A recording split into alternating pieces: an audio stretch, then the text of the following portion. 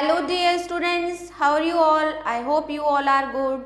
So students, आज हम पढ़ने जा रहे हैं वाणी पब्लिशर्स की ग्रामर चैंपियंस ग्रेड 6। तो आइए स्टूडेंट्स, अब हम करते हैं चैप्टर नंबर 9 जिसका नाम है past continuous tense.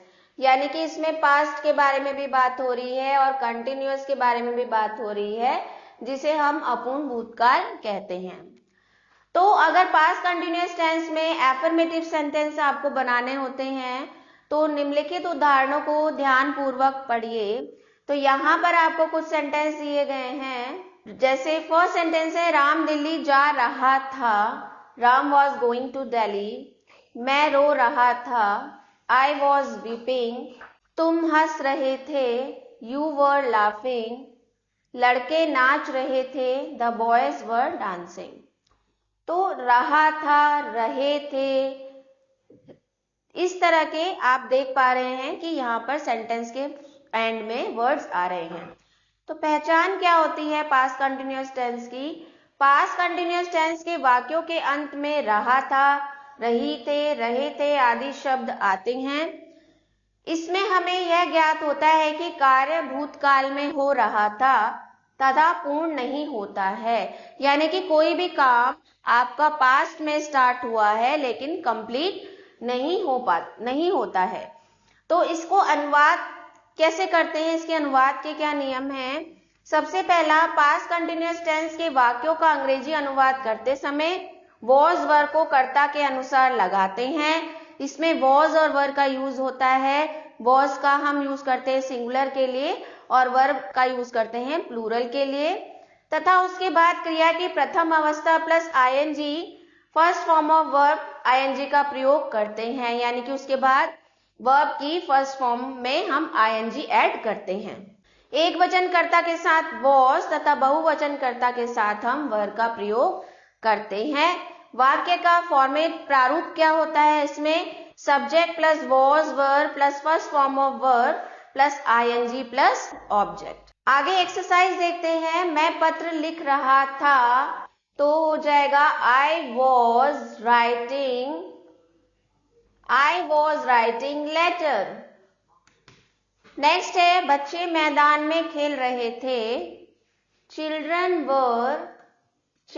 Were playing in the ground. लड़कियां नाच रही थी, the girls were dancing. Next है, बढ़ई मेज बना रहा था, the carpenter was making table। तुम मछलियां पकड़ रहे थे, you were catching fish। मेरा भाई किताब पढ़ रहा था, my brother was reading book. Next है, वे चाय पी रहे थे, दे वर टेकिंग टी। वह गांव जा रहा था, he was going to village. वह अपना काम कर रहा था, he was doing his work। विद्यार्थी कक्षा में पढ़ रहे थे, students were studying in the class। Next exercise है, निम्नलिखित वाक्यों का हिंदी में अनुवाद कीजिए। तो पहला सेंटेंस है, मिसेस मानवी वॉज डांसिंग। तो यहाँ पर हो जाएगा मिसेस मानवी डांस कर रही थी। नेक्स्ट है, Kavita was sleeping in the classroom. Kavita कक्षा में सो रही थी। कविता कक्षा में सो रही थी। सुमन वॉज बीटिंग हर ब्रदर, सुमन अपने भाई को पीट रही थी। They were eating watermelon, वे तरबूज खा रहे थे।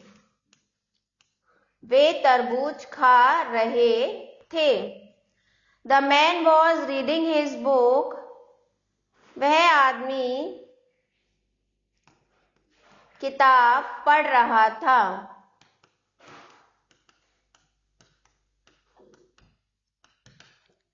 She was cooking food, वह खाना बना रही थी। You were swimming, तुम तैर रहे थे। He was weeping, वह रो रहा था। They were making a noise, वे शोर मचा रहे थे। Rita was going to her office, Rita अपने ऑफिस जा रही थी। नेक्स्ट आपका आता है नेगेटिव सेंटेंस। निम्नलिखित उदाहरणों को ध्यानपूर्वक पढ़िए। वे बाजार नहीं जा रहे थे। They were not going to market, वह झूठ नहीं बोल रहा था। He was not telling a lie, मेरी बहन वहां नहीं जा रही थी। My sister was not going there, हम नहीं खेल रहे थे। We were not playing। तो आपने देखा was वर के बाद हमने not का यूज किया है। तो इसके नियम क्या है? पास्ट कंटिन्यूअस टेंस के नेगेटिव वाक्यों का अंग्रेजी अनुवाद करते समय नॉट को वॉज और वर के बाद तथा आईएनजी लगी हुई क्रिया की प्रथम अवस्था यानी कि फर्स्ट फॉर्म के पूर्व अर्थात दोनों के बीच में लगाते हैं। या यहाँ पर ये सब्जेक्ट हो गया, यहाँ पर वर्ब हो गया, इनके बीच में हम वॉज नॉट का या वर नॉट का यूज करते हैं। तो वाक्य का प्रारूप क्या होता है? इसमें subject plus was verb plus not, first form of verb plus I N G plus object. अब आइए एक्सरसाइज देख लेते हैं। एक्सरसाइज है निम्नलिखित वाक्यों का अंग्रेजी में अनुवाद कीजिए। वे केले नहीं खा रहे थे, तो ये हो जाएगा they were not eating apples. Ramesh school से नहीं आ रहा था। Ramesh was not coming from school। Next है मैं कुछ नहीं कर रहा था। I was not doing। मैं अपना काम नहीं कर रहा था। I was not doing my work। खिलाड़ी अभ्यास नहीं कर रहे थे। Players were not practicing। लड़कियां नाच नहीं रही थी। The girls were not dancing। वह रो नहीं रही थी। She was not weeping। आशु और तनु पढ़ नहीं रहे थे। आशु and Tanu were not studying। वे खेल नहीं रहे थे। They were not playing। And Sudha चाय नहीं पी रही थी। Sudha was not taking tea। Next exercise है आपकी निम्नलिखित वाक्यों का हिंदी में अनुवाद कीजिए। तो पहला सेंटेंस है Ramesh was not reading a novel। Ramesh एक नॉवल नहीं पढ़ रहा था। They were not telling a lie। वे झूठ नहीं बोल रहे थे। We were not sleeping। हम सो नहीं रहे थे। They were not going for a walk। वो वॉक पर नहीं जा रहे थे।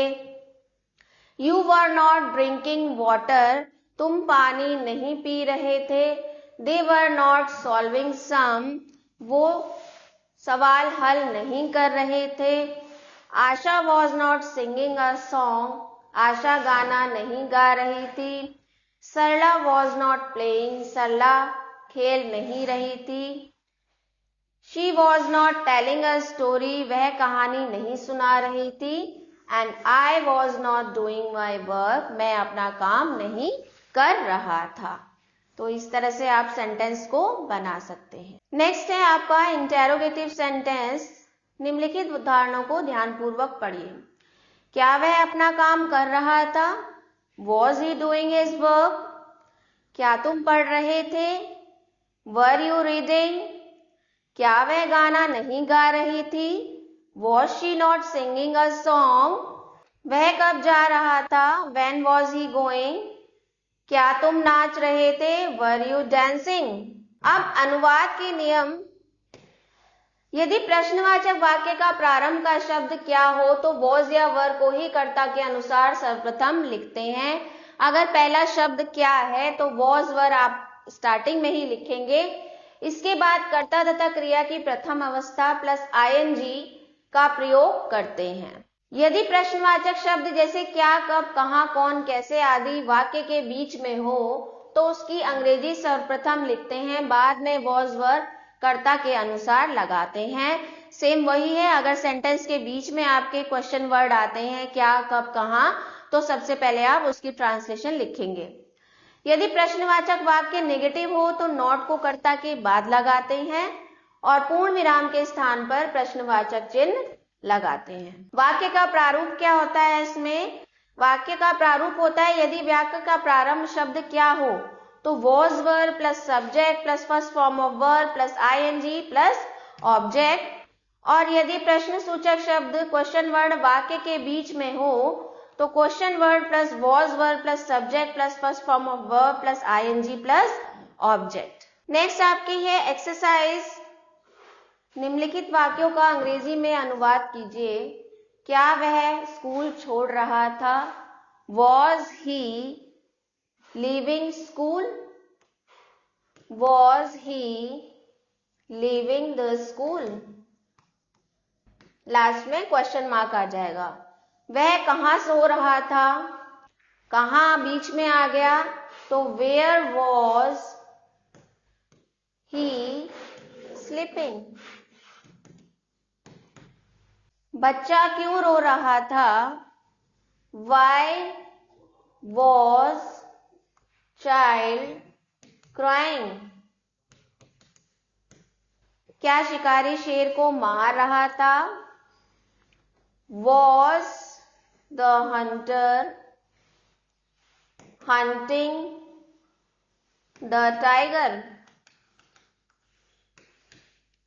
क्या गाय हरी घास खा रही थी? Was the cow eating green grass? तुम कहाँ खेल रहे थे? Where were you playing? माताजी मिठाइयाँ बना रही थी। Mother was making sweets. क्या वे दिल्ली नहीं जा रहे थे?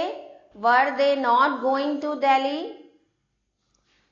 क्या तुम सिगरेट पी रहे थे? Were you smoking? क्या वह अपना काम कर रहा था? Was he doing his work?